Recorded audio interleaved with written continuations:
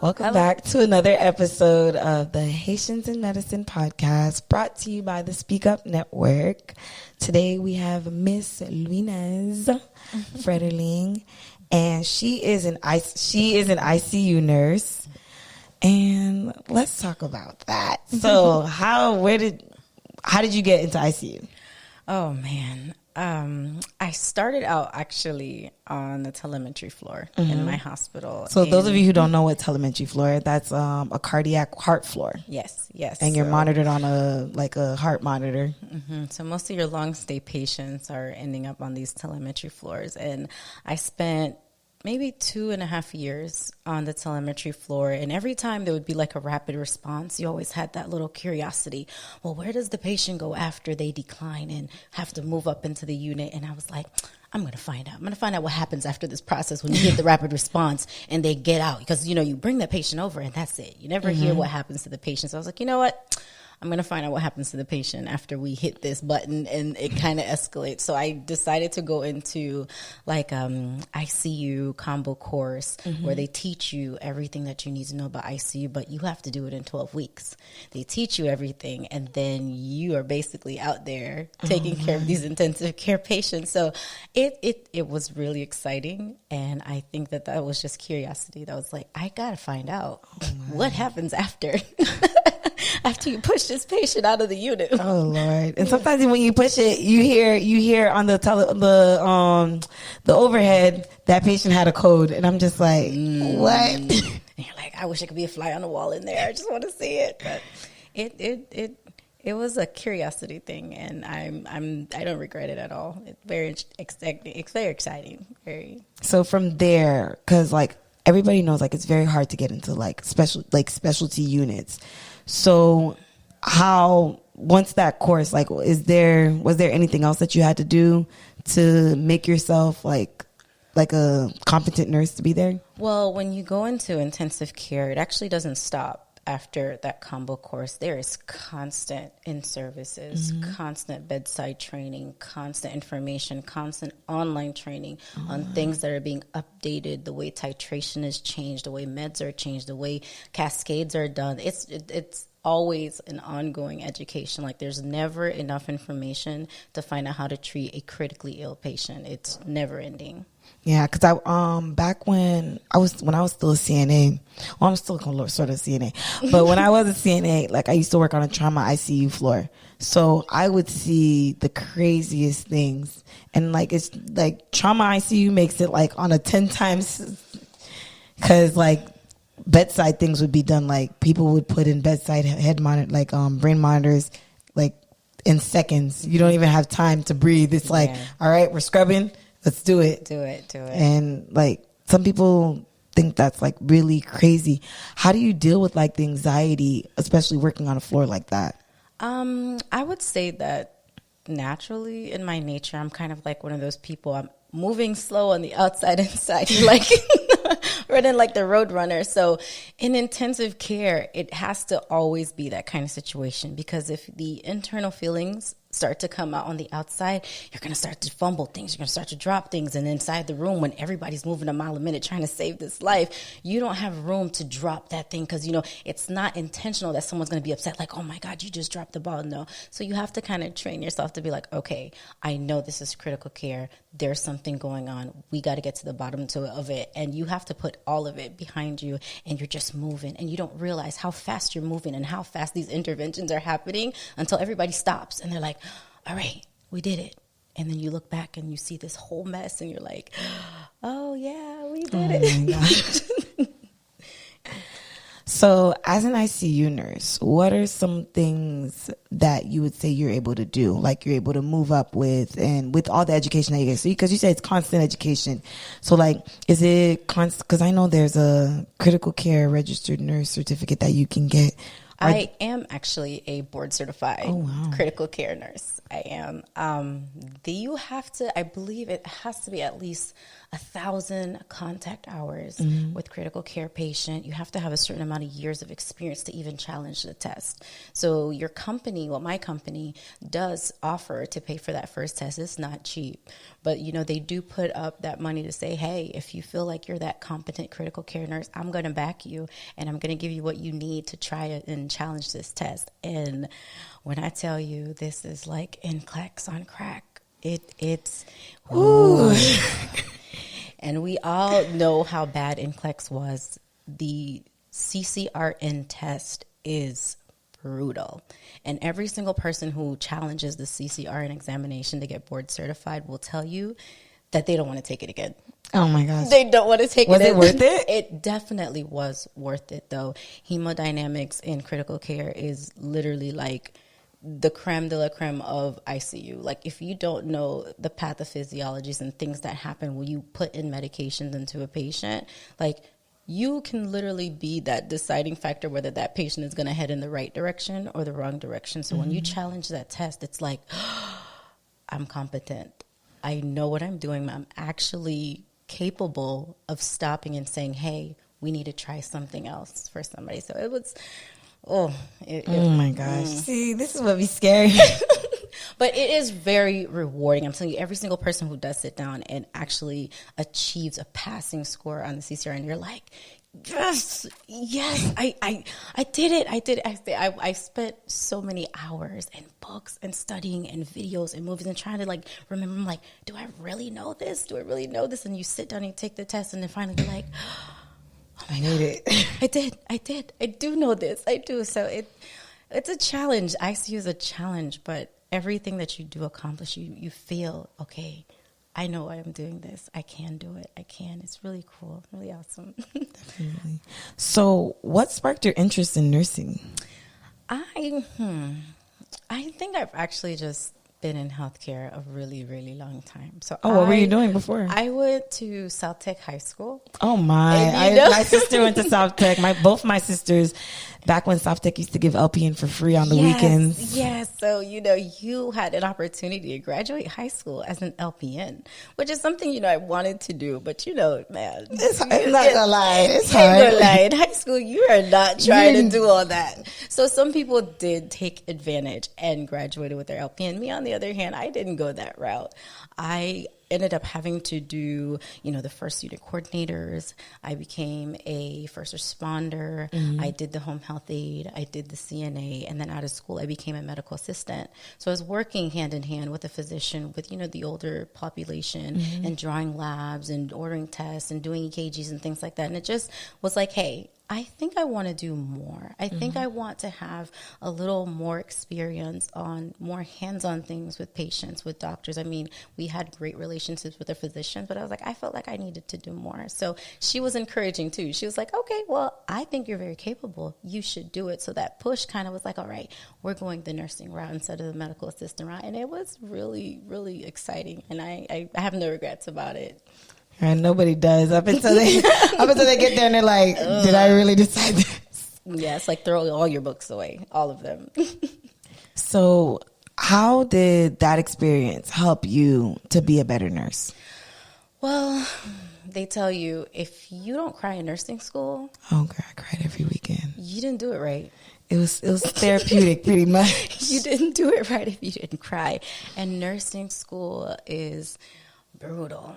And everybody gets to a point in nursing school where they're like, man, I really need to rethink this. But I think it really does prepare you because, you having to manage with book work, clinicals, plan of cares, actual patient care, trying to change yourself from being a student nurse into an actual practicing nurse, it gives you patience. It makes you realize that I'm still human. I can still make mistakes. However, if I practice my practice, I can become competent at this. I can become good at this. This becomes second nature to me, and I become a real vital part in helping treat a patient to get them better, to get them out of the hospital, see that progress, go from being on a ventilator to off the ventilator, to breathing on your own, to getting up and walking. And when they leave and they're like, thank you, you saved my life. You're like, all right. I'm telling you, it's like it's that progression to see it it's one thing to even just be a part of it is another, because it's like, especially with this whole COVID crisis, a lot of these people get put on the ventilators and they don't come off. Like, they take the ventilator off, waiting for the person to breathe, and the person does not breathe. And those are like some of the things that people who aren't in the medical field don't understand. So how is it right now for you being an ICU nurse in the middle of this COVID? It's gut-wrenching, I can tell you that. In the beginning, when there was not much information about COVID, you're fearing something invisible that you have no idea can wreak such havoc on a body. So when you see these actual patients coming in and they're saying COVID positive, they don't all look the same. Oh, they definitely don't. They don't all look the same. They're not all doing the same things, and it's not attacking the same systems in some patients as it is in others. For example, I had, older people who they say, oh, yeah, it attacks the older population, and you'll have an 80-something-year-old who's COVID positive who's just hanging out in the room, whereas you have a 30-something-year-old person coming in crashing and can barely hang on because whatever was underlying is destroying them. COVID is just wreaking havoc. So it becomes something that you are so fearful of that even gowning up and putting on your PPE and walking into that room, you're like, oh, my God, do I really have to come in here? But then you remember, okay, you're going into a room where there is a patient who is COVID positive, but that patient really does need you a lot more for you to overcome that fear and help them try to get through it. But it's a scary monster, and with them not having things and them saving things and trying to prepare for the worst, it's a juggle, and it's just super, super stressful. Definitely. I'm not going to lie. Like, being the way it used to be in the hospital and the way that it is now is like two completely different things. Mm-hmm. So how do you balance all of that with like being a nurse and being a mom and like working full time? Oh man, I have always been a night shift nurse, always. And I find that I can lose sleep. Like, you like sacrifice. It's crazy how you put it on paper. Be like, if I lose 3 hours of sleep, I'll be able to. So with doing night shift nursing, you kind of learn to balance it out. I have kids at different ages. I have a 13, I have an 8, and I have a 4. So they all require different things. And I feel like the biggest thing I can do for them is to just still be there.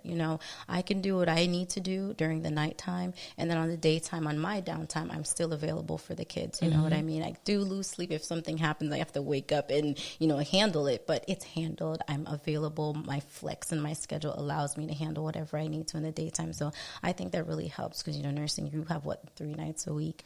It is a long shift, but you are able to say, you know what, those are the 3 a.m. nights. kicks my butt. I'm not going to lie. I'm like perfect the whole shift, but once that 3 a.m. hits, I'm like. It's a wicked hour, man. It's bad. It's bad. But it really helps balance it out when I do the night shift. Some people, it's not for everyone because it does affect you. Because I used to work day shift for a very long time. Yeah. And then I think I just started working night shift. I picked up one night shift and then one night shift turned into 2. Then now I'm like, oh, I would like to switch over to night shift. I really think it's and now I'm just like, I can't see myself going back to days. I don't even want to go back to days. No, I can't even wake up that early. I feel like, who does that? But same here. So what are some of your future goals? For right now, I'm kind of weighing out options. I wanted to go to Barry University to attend their CRNA program. What's CRNA for the listeners who don't know? CRNA is a certified registered nurse anesthetist, and they are side by side with the anesthesiologist in the ORs. They kind of run their own too. They can be independent, when they have outpatient centers, plastic surgery centers, things like that. They usually give the epidurals on their own for moms. And now that they changed kind of the requirements, most CRNAs right now are required to get doctorate degrees. The master's programs are basically gone. So it gives you a lot more autonomy as far as what you can do. So that was one of the goals that were on the table for me. I'm also a person who is in leadership in my hospital. So I have other opportunities that might be wise. I do sometimes charge in my ICU. So there is opportunities to kind of climb up in that ladder. So between CRNA and moving up corporate ladder. It's those are kind of like what I'm sitting in between right now. I'm not moving anywhere fast. Yeah, no, definitely understandable. That's what like people don't understand. Like with nursing, it's like opportunities are so wide and vast. You like sometimes it's like a Shark Tank. You don't like, it's like empty for a while, but then once that opportunity drops in there, it's there. It's like, yeah, it's awesome. So that's one thing I love about it.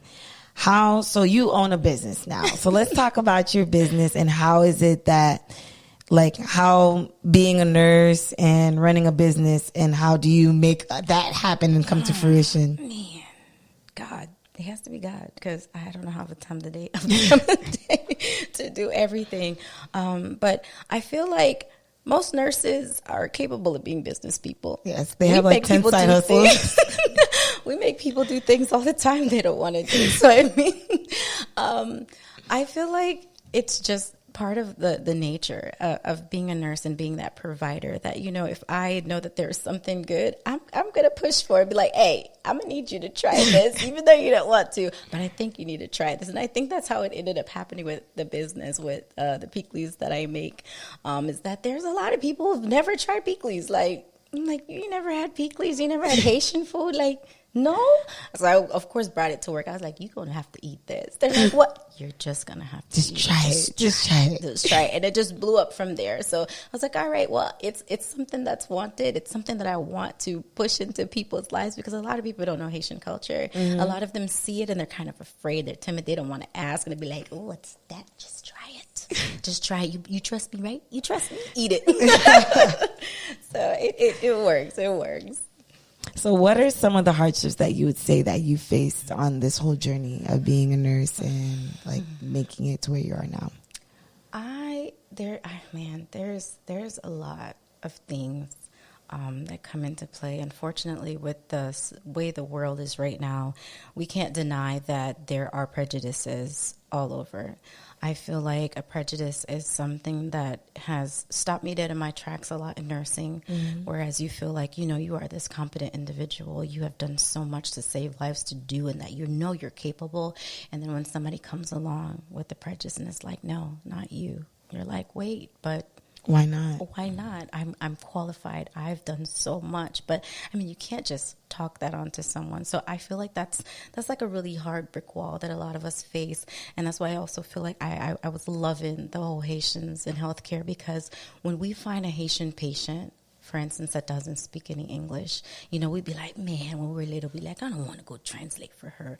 But in healthcare, you realize that Haitian mom, that could be your mom. That could be your dad. My parents came here as immigrants. They don't know English. Imagine being in a hospital where you cannot speak the language, where you cannot tell that person, listen, I feel this, I need this, I want this, and they feel like maybe what you're expressing isn't what you're feeling. So then you become that person to intervene and say, wait a minute, I hear what she's saying. You might not understand what she's saying, but I have to advocate for her because I can understand what she's saying. You might not be able to, but that becomes like a little difficult part where you kind of have to stick your neck in some situations, because you're like, you're not understanding what she's saying, and I need you to reach out a little more because she's saying this, she's saying that, you're not meeting this need. So you just face a lot of challenges. Nursing is not for the faint of heart. Oh, it's a lot definitely of people go into nursing think it's going to be all roses, and you get there and you're like, wait a minute, this is not what they said it was going to be, and you just have to roll with it.